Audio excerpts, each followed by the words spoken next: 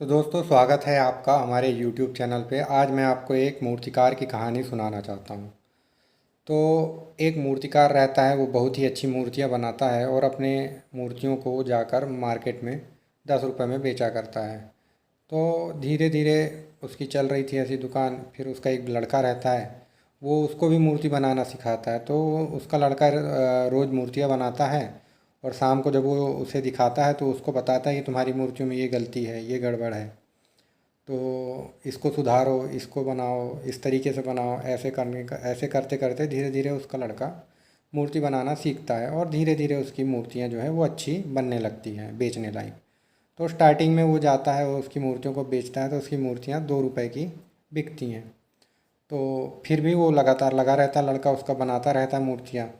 और रोज़ अपने पिताजी को दिखाता है तो उसके पिताजी रोज़ उसकी बुराइयाँ करते हैं कि इस मूर्ति में ये गलती है, ये बुराई है, ये इसको सुधारो, इसको ऐसे बनाओ। तो ऐसे ही समय चलता रहता है। धीरे धीरे उसकी मूर्तियों की कीमत बढ़ने लगती है। तो पहले 2 रुपए की मिलती थी, फिर 5 की हुई, फिर 8 की हुई, और एक दिन उसकी मूर्ति फिर 10 रुपए में बिकने लगती है। जब उसकी मूर्ति 10 रुपए में बिकने लगती है तो फिर वो रोज़ दिखाता ही था। फिर भी उसके पिताजी जब घर पहुंचते हैं तो उसको मूर्तियों की बुराई करते हैं, बोलते हैं कि ये गलती है, ये गलती है, इसको सुधारो, इसको ऐसे बनाओ।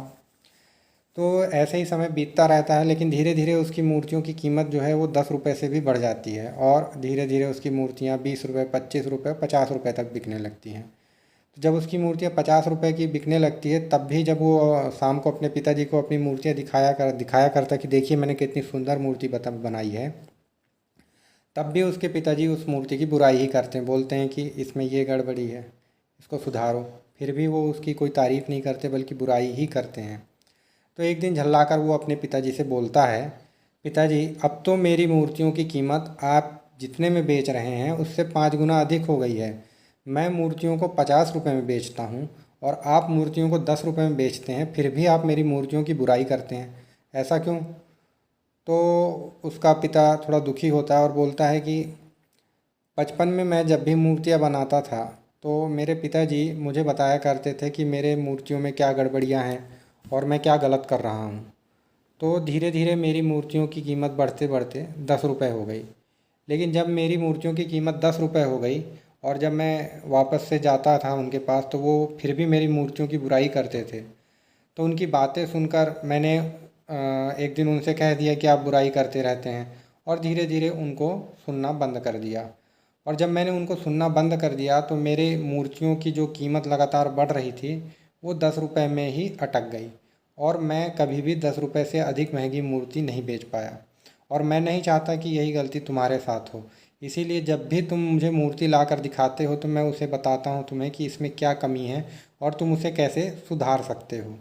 तो दोस्तों, अब इस कहानी से हम क्या सीख सकते हैं? पहली तो ये सीख है कि व्यक्ति को ऐसे लोगों को अपने आसपास रखना चाहिए जो उसे ये बता सकें कि आप अपने जीवन में क्या गलतियां कर रहे हैं और आप उनको कैसे सुधार सकते हैं, और उनसे सीखना चाहिए। ऐसे लोगों का बहुत अधिक सम्मान करना चाहिए।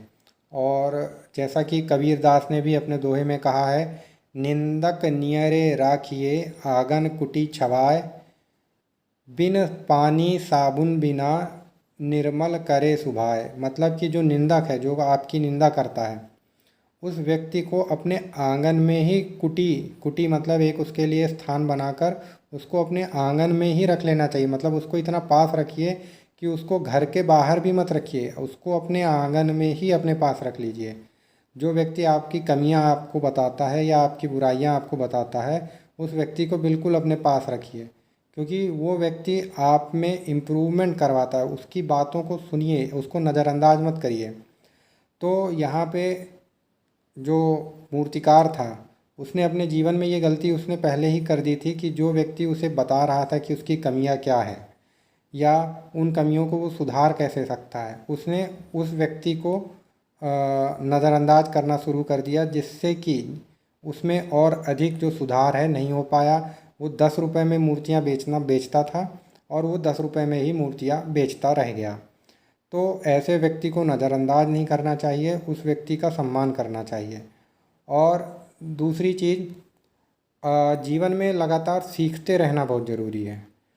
यहाँ पर जो मूर्तिकार था उसे ये अभिमान हो गया कि अब मुझे उसे सब यहाँ पर जो मूर्तिकार था उसे ये अभिमान हो गया कि अब वो बहुत अच्छी मूर्तियाँ बनाने लगा है और अब उसे और अधिक सीखने की आवश्यकता नहीं है। इसीलिए उसकी मूर्तियाँ 10 रुपए की 10 रुपए में ही बिकती रहीं। उससे अधिक उसकी मूर्तियों की कीमत नहीं हो पाई। दोस्तों, आज की कहानी में बस इतना ही। अगर आपको कहानी अच्छी लगी हो तो मेरे चैनल को लाइक, शेयर और सब्सक्राइब करिएगा। और अगर आपको इसके बारे में और कुछ कहना है तो आप हमें कमेंट बॉक्स में कमेंट करके बता सकते हैं। और आपको कहानी कैसी लगी वो भी हमें कमेंट बॉक्स में कमेंट करके ज़रूर बताएं। Thank you.